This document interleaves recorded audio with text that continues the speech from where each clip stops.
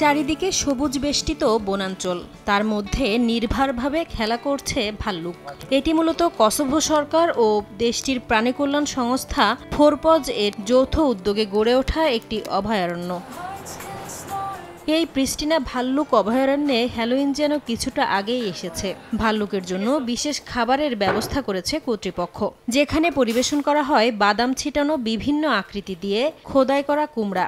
ভাল্লুকরাও যেন উৎসবের আমেজ আঁচ করতে পেরেছে। তাই তো অন্যান্য দিনের তুলনায় খেলাধুলায় বেশি মত্ত হয়ে উঠেছে ইমা, ওস্কার, রনো, 3 ভাই বোন।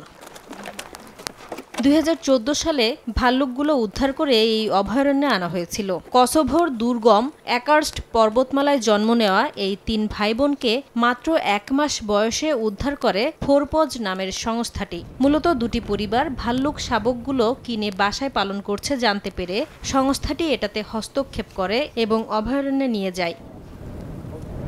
স্থানীয় সময় শুক্রবার ভাল্লুকগুলোকে দেখতে যান দর্শনার্থীরা। এ সময় আপেল আর গাজরের পুরভরা কুমড়ো খাওয়া নিয়ে বেশ ব্যস্ত থাকতে দেখা যায় প্রাণীগুলোকে। এখন শরৎকাল, বাদাম ও কুমড়ার মৌসুম। হ্যালোইন উৎসব উদযাপনের অংশ হিসেবে খাবারে বৈচিত্র্য আনতে কুমড়ায় বিভিন্ন ধরনের খোদাই করছে। এটা তাদের আকৃষ্ট করবে। আমি এখানে প্রথমবারের মতো এসেছি। আমার সঙ্গে কয়েকজন বন্ধুও এসেছে। ওরা অনেকদিন ধরে এখানকার কথা বলছিল।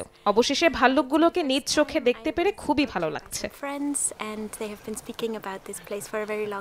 প্রিস্টিনার কাছে ম্রামোরের বনাঞ্চলে অবস্থিত এই অভয়ারণ্যটি 2013 সালে চালু হয়। এটা প্রায় 16 হেক্টর জুড়ে বিস্তৃত। কসোভো ও আলবেনিয়ার বন্দিদশা থেকে উদ্ধার হওয়া অন্তত 19টি বাদামি রঙের ভাল্লুক এখানে অবাধে বিচরণ করছে।